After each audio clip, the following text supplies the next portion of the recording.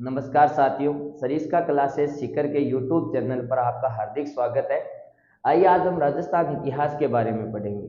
इतिहास आप राजस्थान की किसी भी वैकेंसी की तैयारी कीजिए, जैसे अभी एसआई की जो वैकेंसी आने वाली है महिलाओं के लिए, काफ़ी शानदार वैकेंसी आने वाली है राजस्थान सरकार के द्वारा। तो आप या इनमें किसी की तैयारी करिए, जैसे RS परी की अभी आने वाली है वैकेंसी। तो उन सब के लिए आपका राजस्थान इतिहास जो हिस्ट्री का पार्ट है वो वेरी वेरी इंपॉर्टेंट है। इन चीज़ों को अपने को बड़ा ध्यान से पढ़ना है। आपको अच्छी अच्छी चीज़ें मैं राजस्थान इतिहास के बारे में आपको बताऊंगा। चलिए आज सबसे पहले हम लोग जानते हैं कि इतिहास क्या होता है, इतिहास कहा किसे जाता है। राजस्थान इतिहास अपन बाद में पढ़ेंगे, पहले अपन ये सीखेंगे कि इतिहास कहेंगे किसे, किसे कहा जाता है। देखिए इतिहास किसे कहा जाता है, इतिहास कहा जाता है हमारे अतीत को। हम सिंपल सी बात जानते हैं, हम साधारण सी बात जानते हैं कि जो भी हमारे अतीत में घटित हो चुका है, जो बीता हुआ कल है, उसी को हम क्या कहेंगे, इतिहास कहेंगे।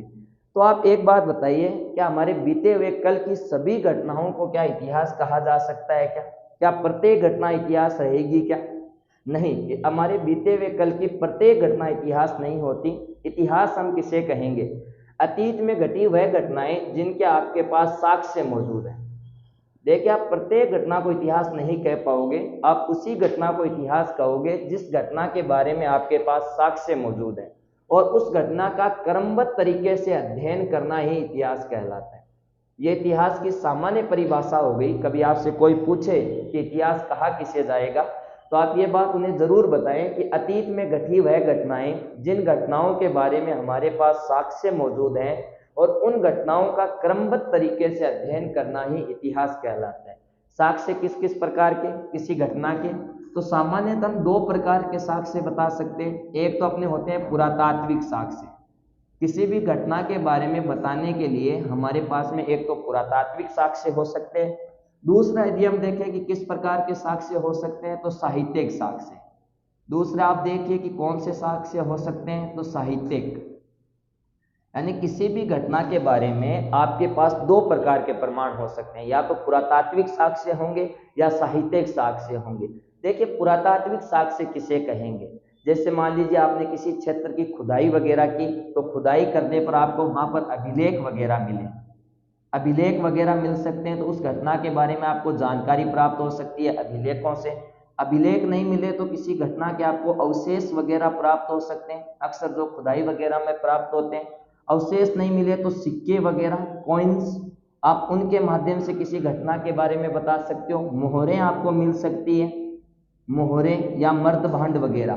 तो किसी भी खुदाई वगैरह में अपने को जो अभिलेख प्राप्त हो, अभिलेखों की यदि हम बात करें कि अभिलेख किसे कहा जाएगा, अभिलेख क्या होते हैं, तो अभिलेखों का आप समझना कि अभिलेख हम किसे कहेंगे। कोई भी कठोर सतह हो, जैसे कि मान लीजिए कोई कठोर लकड़ी की सतह है, कोई पत्थर है। पहले के ज़माने में क्या होता कि बड़े बड़े जो भाटे होते हैं, पत्थर होते हैं, उन पत्थरों के ऊपर लेख लिख दिए जाते या उसे लिपिबद्ध कर दिया जाता। उस पर जो लेख लिखा जाता या उस पर जो इसे लिपिबद्ध किया जाता, उन्हें ही अपन क्या कहते थे, अभिलेख कहते। सामान्य यदि मैं परिभाषा बताऊं आपको अभिलेख की, तो कठोर सतह पर उत्कीर्ण लेख वही अभिलेख कहलाते हैं। आपसे कभी कोई पूछे कि अभिलेखों की शुरुआत भारत में सबसे पहले किसने की, तो याद रखिए अशोक मौर्य ने। मौर्य वंश का एक महान सम्राट हुआ, मौर्य वंश का एक महान शासक हुआ जिसका नाम था अशोक मौर्य, और इसी अशोक मौर्य के द्वारा भारत में सबसे पहले अभिलेखों की शुरुआत की गई थी। कभी हम पढ़ेंगे कि भारत पर आक्रमण करने वाले सबसे पहले जो विदेशी हुए वो फारसी हुए। दारा प्रथम या डेरियस प्रथम जो भारत पर सबसे सफल आक्रमण करता है, उसी से प्रेरित होकर अशोक ने अभिलेख लिखवाने शुरू किए थे।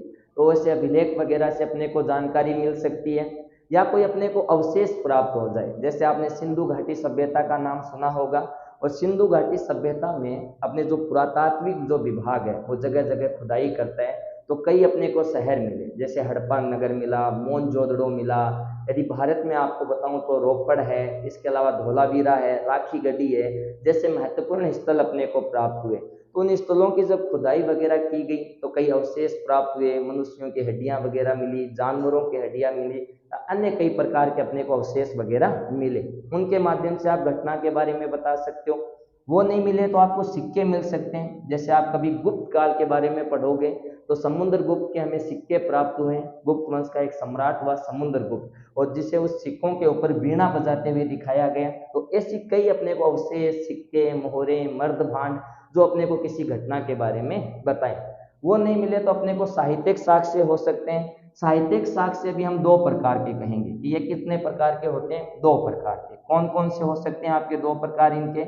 एक तो हम कहेंगे जो धार्मिक पुस्तकें हैं, आपकी जो धार्मिक पुस्तकें हैं जैसे रामायण है, महाभारत है, वेद है, कुरान है, बाइबल है, उन धार्मिक पुस्तकों से हमें इतिहास के बारे में जानकारी मिल सकती है।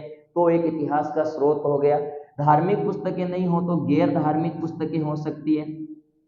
गैर धार्मिक पुस्तकें, गैर धार्मिक यदि हम पुस्तक देखें तो चाणक्य के द्वारा अर्थशास्त्र नामक एक पुस्तक लिखी गई थी जो हमें मौर्य वंश के बारे में जानकारी देती है। आगे हम कभी और पढ़ेंगे कि पतंजलि के द्वारा महाभाष्य पुस्तक लिखी गई थी जो भी हमें उस प्राचीन इतिहास के बारे में जानकारी देती है। कलहन जो हुआ उसने राष्ट्रंगनी लिखी, उनकी पुस्तकों से हमें इतिहास वगैरह के बारे में जानकारी मिलती है। यानी मोटा मोटी तौर पर मैं आपको बात बताऊं तो इतनी बात हमें समझनी है कि इतिहास केवल किन है। इतिहास हम उसे कहेंगे हमारे अतीत की घटी वह घटनाएं जिन घटनाओं के बारे में हमारे पास क्या है, साक्ष्य हैं, और उन घटनाओं को कैसे पढ़ना है आपको, क्रमबद्ध तरीके से। आपसे कभी कोई पूछे कि साक्ष्य कितने प्रकार के हो सकते हैं तो हम उनको दो भागों में बांट सकते हैं। एक तो पुरातात्विक हो सकते हैं, दूसरे हम कह सकते हैं कि कौन से हो सकते हैं, साहित्यिक हो सकते हैं। पुरातात्विक पूछे कि भाई कौन से साक्ष्य पुरातात्विक होंगे तो अभिलेख, अवशेष, सिक्के, मोहरे, ये आपके पुरातात्विक साक्ष्य हो गए। साहित्य यानी जो किताबें हमें लिखी हुई मिली है, जैसे चाणक्य ने अर्थशास्त्र लिखी है, विशाख दत्त ने मुद्रा राक्षस लिखा है, पतंजलि ने महाभाष्य लिखी है। ऐसे खूब हमें कलहन की राजतरंगिणी मिली है, प्राचीन समय की खूब पुस्तकें। जैसे कई विदेशी जो इतिहासकार है उन्होंने पुस्तकें लिखी। मेगस्थनीज, आप कभी पढ़ोगे कि भारत आने वाला प्रथम राजदूत हुआ मेगस्थनीज, जिसने इंडिका नामक पुस्तक लिखी। खैर छोड़िए, अब इस इतिहास के बारे में सबसे पहले हमें कोई बताने वाले व्यक्ति हुए तो उस व्यक्ति का नाम था हेरोडोटस। एक यूनानी लेखक हुए, एक ग्रीक लेखक हुए, और इनका नाम हेरोडोटस था। हेरोडोटस ने एक पुस्तक लिखी जिसमें उसने इतिहास की घटनाओं को सबसे पहले क्रमबद्ध तरीके से लिखने का प्रयास किया, और हेरोडोटस के द्वारा लिखी हुई पुस्तक का नाम था हिस्टोरिका। याद रखना, ग्रीक व्यक्ति थे, यूनानी लेखक थे, और जो हिस्टोरिका जो शब्द है, हिस्टोरिका शब्द, इस पुस्तक का नाम क्या था, हिस्टोरिका। तो इस हिस्टोरिका जो शब्द का अर्थ होता है वो अर्थ होता है छानबीन द्वारा मिली जानकारी। छानबीन द्वारा मिली जानकारी मतलब क्या हो गया, इसी हिस्टोरिका शब्द से फिर हिस्ट्री शब्द की उत्पत्ति हो गई। यानी हिस्ट्री में आपको करना क्या है, छानबीन करनी है प्राचीन समय की घटनाओं के बारे में और उनके बारे में जानकारी जुटानी है। सबसे पहले हेरोडोटस ने हमें बताया, इसलिए हेरोडोटस को इतिहास का जनक कहा जाता है। कभी आपसे कोई पूछे कि इतिहास का जनक या फिर इतिहास का पिता किसे कहा जाता है, तो इतिहास का जनक या इतिहास का पिता कहा जाता है हेरोडोटस को। हेरोडोटस की पुस्तक कौन सी है, हिस्टोरिका। और हिस्टोरिका जो शब्द है इसका अर्थ क्या होता है, छानबीन द्वारा मिली जानकारी। यदि हम इतिहास शब्द देखें, इस इतिहास शब्द को हम तोड़ें तो हम इस इतिहास शब्द को तोड़ सकते हैं इति धन है धन आस।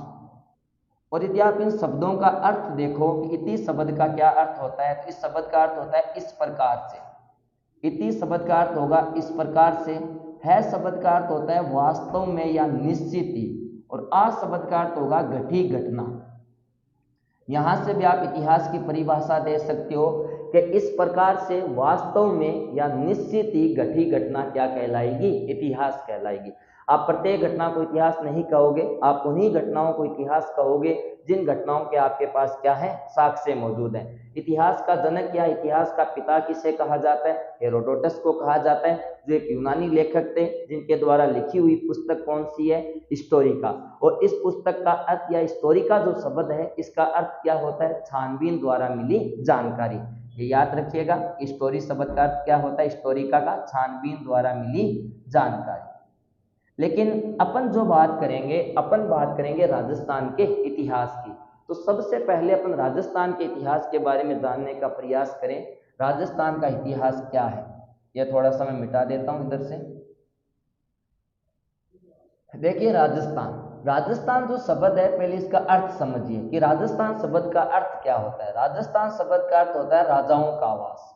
क्योंकि आपको पता होगा कि प्राचीन समय के अंदर यहाँ पर राजाओं के द्वारा शासन किया गया। जो आज हमारा राजस्थान है, यहाँ पर रजवाड़ों के द्वारा या राजाओं के द्वारा, हर वंश के आपके अलग अलग राजाई हुए जिनके द्वारा यहाँ पर शासन किया गया। तो इस राजस्थान शब्द का अर्थ होता है राजाओं का आवास। और राजस्थान इतिहास के जनक आपसे कभी पूछे कि राजस्थान इतिहास का जनक या राजस्थान के इतिहास का पिता, राजस्थान के इतिहास का जनक या राजस्थान इतिहास का पिता किसे कहा जाए? राजस्थान के इतिहास का जनक या राजस्थान के इतिहास का पिता है वो कर्नल जेम्स टोड को कहा जाता है। ये एक अंग्रेज था जो 19वीं शताब्दी में अपने राजस्थान के अंदर आया था, कर्नल जेम्स टोड। और इसी कर्नल जेम्स टोड को, जिसे अपन घोड़े वाला बाबा कहते हैं, जो राजस्थान का जो ग्रामीण क्षेत्र था उनकी महिलाओं के अंदर घोड़े वाले बाबा के नाम से प्रसिद्ध हुआ। कभी आपसे कोई पूछे कि घोड़े वाला बाबा किसे कहा जाता है, तो घोड़े वाला बाबा भी कर्नल जेम्स टोड को कहा जाता है। अपने राजस्थान के इतिहास के ऊपर इसने बहुत अच्छी पुस्तक लिखी थी, analysis and aptitude of Rajasthan, जिसका विलियम क्रूक ने संपादन किया था। तो वही कर्नल जेम्स टोड जो हुए, वो कर्नल जेम्स टोड आपके क्या कहलाते हैं? राजस्थान इतिहास के जनक या पिता कहलाते हैं। पहले जो अपना जो राजस्थान था, इस राजस्थान को राजपूताना कहा जाता था। पहले जो अपना ये राजस्थान वाला क्षेत्र था, इसे क्या कहा जाता था? राजपूताना। पहले इस भूभाग को हम राजस्थान नहीं कहते थे, पहले इस भूभाग को क्या कहा जाता था? राजपूताना कहा जाता था। और सर्वप्रथम राजस्थान को राजपूताना जो कहा था, वो राजपूताना कहा था जॉर्ज थॉमस ने। ये सामान्य सी थोड़ी जानकारी है राजस्थान के बारे में, आप ये थोड़ी सी ध्यान में रखिए, बहुत काम आने वाली आपकी जानकारी है कि राजस्थान शब्द का अर्थ क्या होता है? राजाओं का आवास होता है। राजस्थान के इतिहास के जनक या पिता किसे कहा जाएगा? कर्नल जेम्स टोड को कहा जाएगा। और राजपूताना जो शब्द दिया था वो सबसे पहले किसने दिया था? जॉर्ज थॉमस ने। इनकी जो जीवन कथा लिखी गई उसके अंदर हमें राजपूताना शब्द मिलता है। अब अपन यदि अपने राजस्थान वाले क्षेत्र की बात करें, ये जो राजस्थान वाला भूभाग है, इसके बारे में थोड़ा सा अपन समझते हैं कि यहाँ पर किन के द्वारा शासन किया गया, किसने यहाँ पर शासन किया। तो राजस्थान, आपको पता है कई अलग अलग जातियों के द्वारा राजस्थान के इन क्षेत्रों के ऊपर शासन किया गया था। जैसे आज हम देखिए, हमारे देश की जो प्रशासनिक इकाई है सबसे बड़ी क्या है? देश है। और देश के नीचे अपने क्या होते हैं? राज्य होते हैं। राज्यों में जैसे क्या हो गए? संभाग हो गया, जिला हो गया, ऐसे करके अपनी प्रशासनिक इकाइयां हैं। लेकिन उस समय हम बात करें आज़ादी से पहले, तो आज़ादी से पहले क्या प्रशासनिक इकाइयां थी? आज़ादी से पहले जो अपना पूरा का पूरा जो राजस्थान था, इसमें रियासतें हुआ करती थी अलग अलग। जैसे रियासतें हो गई मेवाड़ रियासत, मारवाड़ रियासत, आमेर रियासत। तो रियासतें हुआ करती थी। रियासतों के अधीन फरगने, जो छोटे गांव या कस्बे हुआ करते थे सामंतों के अधिकार में, उसे अपन फरगना बोल देते, या ठिकाना बोल दिया करते थे, ठिकाना या फिर जागीर।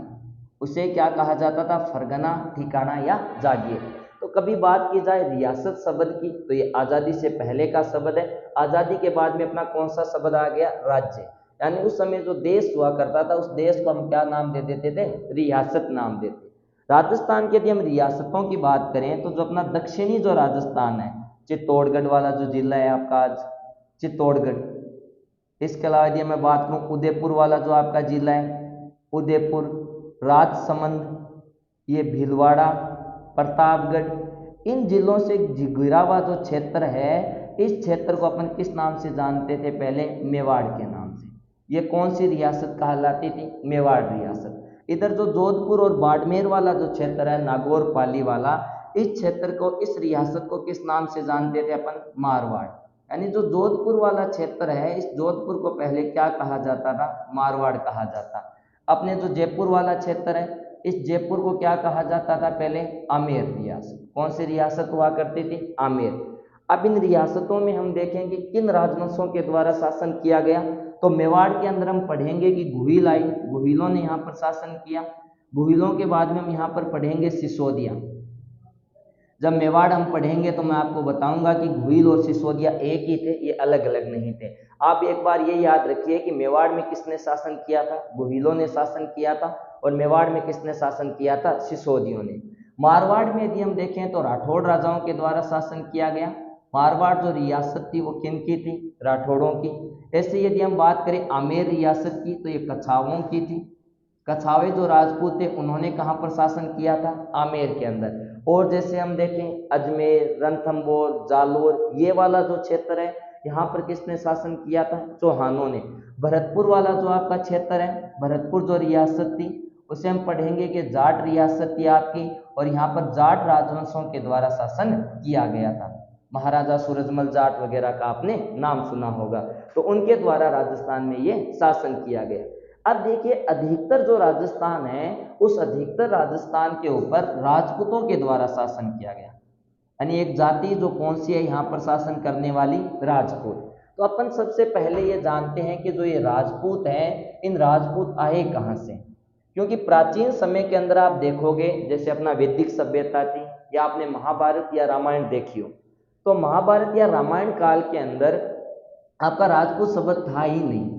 तो पहले इन राजपूतों के लिए किस शब्द का प्रयोग किया जाता था? कौन सा शब्द इनके लिए काम में लिया जाता था? वो चीजें अपन देखते हैं कि राजपूत जो शब्द है वो आया कब, क्योंकि प्राचीन समय में ये शब्द था नहीं। फिर इस शब्द की उत्पत्ति कब हुई, और उत्पत्ति हुई तो कैसे हुई? तो ऐसे देखिए आप वैदिक सभ्यता के अंदर आप पढ़ोगे कि एक वेद की रचना हुई थी ऋग्वेद की, और ऋग्वेद है इसके अंदर 10 मंडल हैं। ऋग्वेद के 10वें मंडल में हमें 4 जातियां बताई गई हैं कि जो परम ब्रह्मा है, जो आदि मानव है, उनके मुख से जिनकी उत्पत्ति हुई उन्हें क्या कहा गया? ब्राह्मण कहा गया। जो भुजाओं से निकले उन्हें क्या कहा गया? क्षत्रिय कहा गया। जो जंघाओं से निकले उन्हें क्या कहा गया? वैश्य कहा गया। जो चरणों से निकले उन्हें क्या कहा दिया? शूद्र कहा दिया गया। ये अपने समाज की वर्ण व्यवस्था थी। लेकिन कालांतर में हम देखते हैं कि थानेश्वर हरियाणा के अंदर एक जगह पड़ती है, और वहां का शासक बना था हर्षवर्धन। हर्षवर्धन वहां का राजा बना था आपका हर्षवर्धन। और हर्षवर्धन जब वहां का राजा बना थानेश्वर का, तो इसने अपने नीचे सामंत रखने शुरू किए। और हर्षवर्धन के नीचे जो सामंत रहा करते थे, सामंत राजा के अधीन ही हुआ करते थे। मान लीजिए ये ए, बी और सी, ये 3 आपके सामंत हैं, और वो किसके अधीन है? वो राजा हर्षवर्धन के अधीन है। तो इन सामंतों ने अपने आप को राजपुत्र कहना शुरू किया। ये कहते कि हम तो राजा के पुत्र हैं, और इसलिए इन्होंने हमें सामंत रखा है। यानी हर्षवर्धन जो 7वीं शताब्दी के अंदर अपने थानेश्वर का राजा था, हरियाणा वाले क्षेत्र का राजा था, इसके अधीन जो सामंत हुआ करते थे उन सामंतों को क्या कहा जाता था? राजपुत्र कहा जाता था। कालांतर में हर्षवर्धन की मृत्यु हो गई, और जब हर्षवर्धन की मृत्यु हुई तो इन सामंतों ने अपने आप को स्वतंत्र कर लिया, और तब इन्होंने कहा कि अब हम राजपुत्र नहीं है, और पुत्र पुत्र बोलने में भी जोर भी ज्यादा हुए, तो इसी राजपुत्र शब्द से फिर इन्होंने राजपुत्र शब्द का क्या कर लिया? राजपूत। यानी जो प्राचीन काल के अंदर जो क्षत्रिय थे वो क्षत्रिय ही बाद में क्या कहलाए थे? आपके राजपूत कहलाए।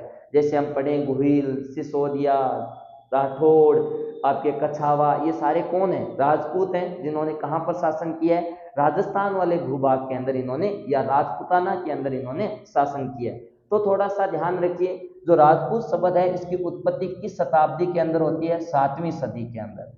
राजपूत जो शब्द है उसकी उत्पत्ति किस सदी में होती है? 7वीं शताब्दी में। इसलिए जो राजपूत काल चलेगा, राजपूतों के द्वारा जो शासन किया जाएगा, वो 7वीं शताब्दी से लेकर 12वीं शताब्दी तक, 7वीं शताब्दी से लेकर 12वीं शताब्दी है, यहाँ तक राजपूतों के द्वारा शासन किया जाएगा। इस बात का विशेष ध्यान में रखिए। आपसे कभी कोई पूछे कि राजपूत जो काल है वो राजपूत काल कब से कब तक माना जाता है, साधारण क्वेश्चन है, आपसे पूछ लिया जाता है एग्जाम के अंदर, तो याद रखिए जो राजपूत काल है वो 7वीं शताब्दी से लेकर 12वीं शताब्दी का जो कालखंड है, उसी कालखंड को हम क्या कहते हैं? राजपूत काल। यानी इस कालखंड के अंदर राजपूतों के द्वारा अपने इस भारतवर्ष के ऊपर कई क्षेत्रों पर इन्होंने अधिकार करके रखा था।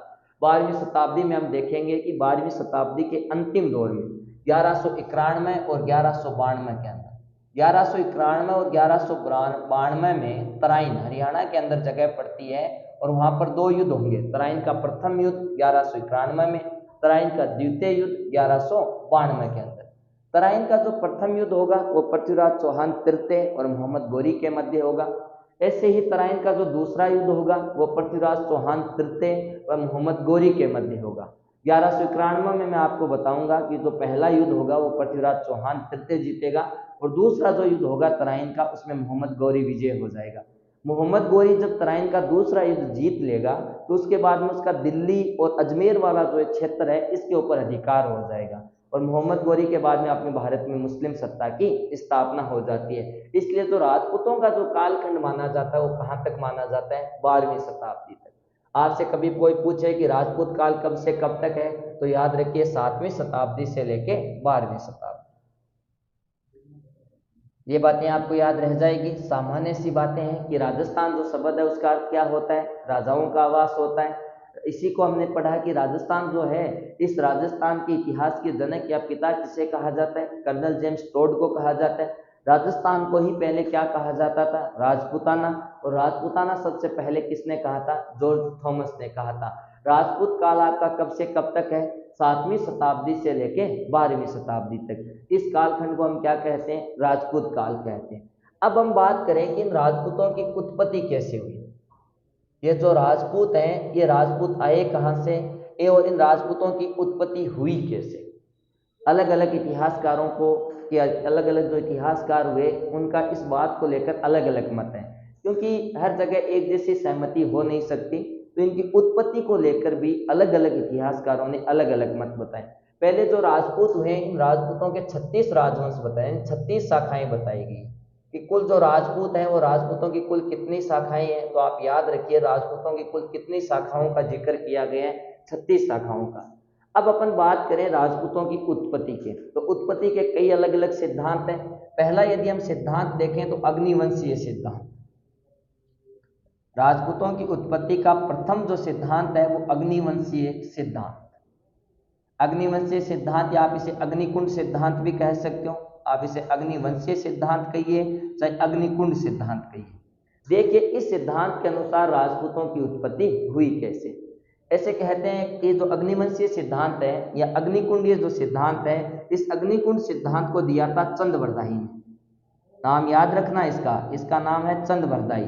किताबें इसके नाम को लिख देती है चंद्रवरदाई और हम भी बोलते हैं चंद्रवरदाई। ये चंद्रवरदाई नहीं था, इसका नाम क्या था? चंद्रवरदाई था। और इसी चंद्रवरदाई के द्वारा एक पुस्तक लिखी गई जिस पुस्तक का नाम था पृथ्वीराज रासो। आप पढ़ोगे, आगे हम पढ़ेंगे कि जब अजमेर का राजा पृथ्वीराज चौहान तृतीय बनेगा तो पृथ्वीराज चौहान का ही दरबारी विद्वान हुआ चंद्रवरदाई, जिसके द्वारा पृथ्वीराज रासो लिखा गया। खूब लंबी चौड़ी इसमें इसने बातें लिखी। वहां पर मैं खूब आपको बातें बताऊंगा पृथ्वीराज रासो की और चंद्रवरदाई की, कि पृथ्वीराज रासो को छत्ते का छंद कहा जाता है। खूब इसमें बातें बढ़ा चढ़ाकर उसने लिखी है। चंद्रवरदाई की बातें भी इतनी सत्य इसको माना नहीं जाता इसको, लेकिन फिर भी चंद्रवरदाई इस पृथ्वीराज रासो के अंदर हमें क्या बताता है?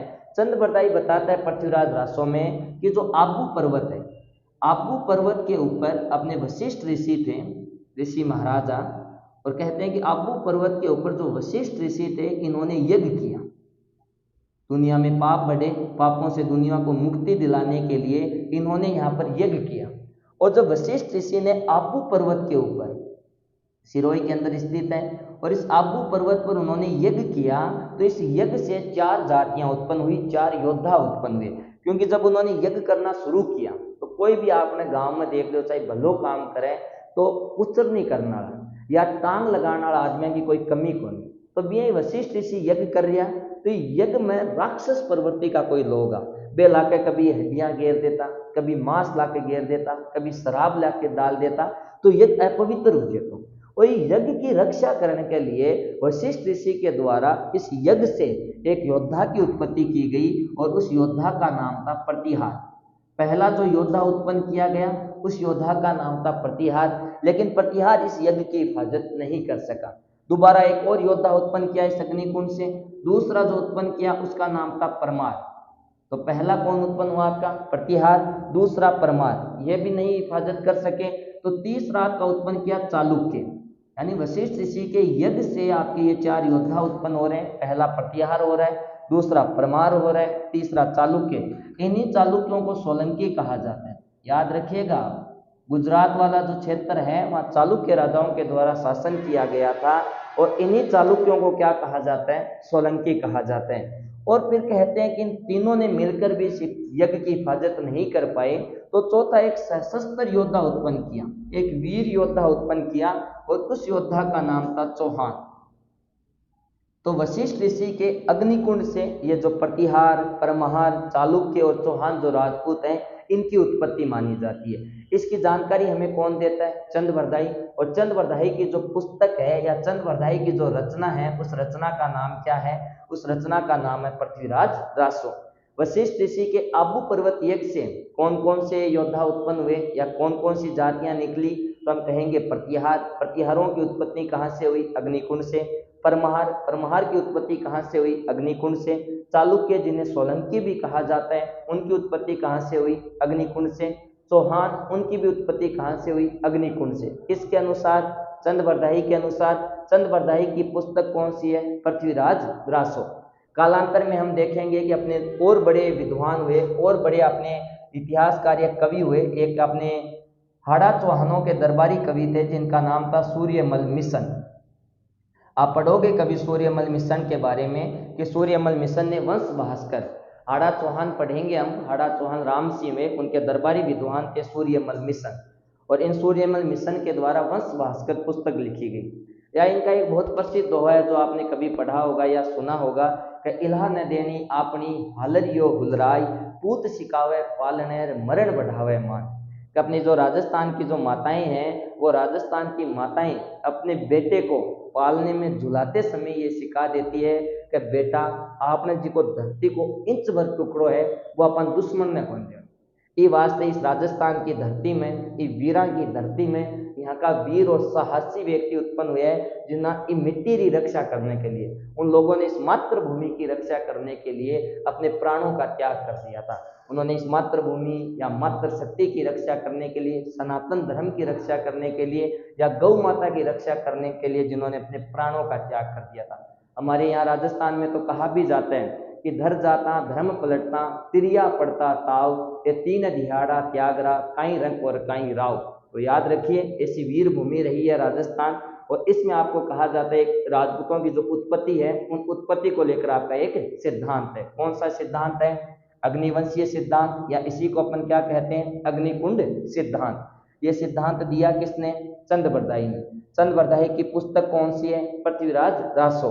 क्या कहता है चंद्रवरदाई इसके अंदर कि वशिष्ठ ऋषि के आबू पर्वत यज्ञ से 4 योद्धा उत्पन्न हुए, प्रतिहार, परमार, चालुक्य और चौहान। चालुक्यों को क्या कहा जाता है, सोलंकी कहा जाता है। एक अपने इतिहासकार या एक कवि हुए जिनका नाम था सूर्यमल मिश्रण। फिर इधर गौर कीजिए, किताबें इसी सूर्यमल मिश्रण को सूर्यमल मिश्रण लिख देती है, और आप भी सूर्यमल मिश्रण है, सूर्यमल मिश्रण थे भी चीज को रटो लगा लो। आपने याद रखना है, बापड़े को नाम मिश्रण को नहीं हो, बापड़े को नाम क्यों मिश्रण हो, देखो सूर्यमल मिश्रण। ये सूर्यमल मिश्रण भी अग्निवंशीय सिद्धांत का समर्थन करते हैं। एक हम और पढ़ेंगे, मुहनोत नैणसी। अपने जो जोधपुर के राठौड़ राजा हुए, मुहनोत नैणसी, जोधपुर के राठौड़ राजा हुए थे महाराजा जसवंत सिंह, और महाराजा जसवंत सिंह के दरबारी विद्वान हुए मुहनोत नैणसी, जिन्होंने नैनसिरी ख्यात, जो राजस्थान की प्रथम ख्यात है, या मारवाड़ फरगनारी विगत जैसी पुस्तकें लिखी। और वो मुहनोत नैणसी भी अग्निवंशीय सिद्धांत या अग्निकुंड सिद्धांत को मानते हैं। ये मुख्य आपको ध्यान में रखना है कि अग्निकुंड सिद्धांत दिया किसने, चंद्रवरदाई ने। इस सिद्धांत का समर्थन कौन करता है, सूर्यमल मिश्रण और मुहनोत नैणसी।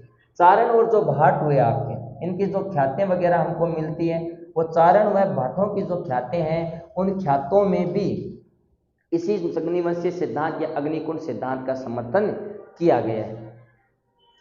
धन्यवाद। आप इस चीज को और अच्छे से देखना और अच्छे से पढ़ना, 1-2 बार इस चीज को पढ़ना। कोई चीज नहीं समझ में आई आपके, कहीं आपको ऐसा लगे कि आप समझ नहीं पाए, तो आप उस चीज को कमेंट के माध्यम से हमें बताना। उस चीज को मैं आपको और अच्छी तरीके से आगे से पढ़ाऊंगा।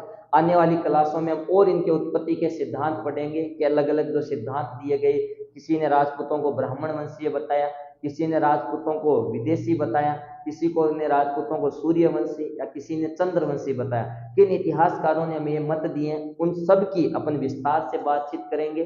तो आप इस वीडियो को ध्यान से देखना, और कोई भी समस्या है तो कमेंट करके बताना। धन्यवाद।